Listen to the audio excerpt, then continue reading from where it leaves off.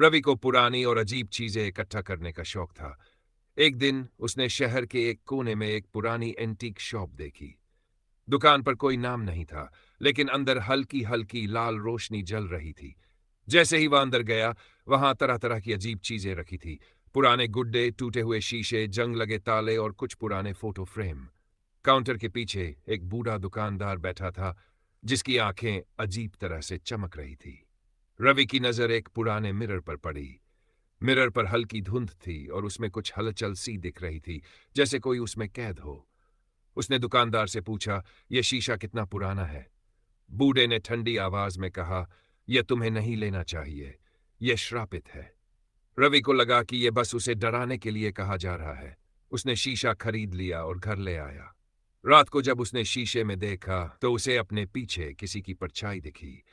जैसे ही उसने मुड़कर देखा, वहां कोई नहीं था, लेकिन शीशे में एक महिला खड़ी थी, बिल्कुल सफेद कपड़ों में, आंखें काली और चेहरा डरावना।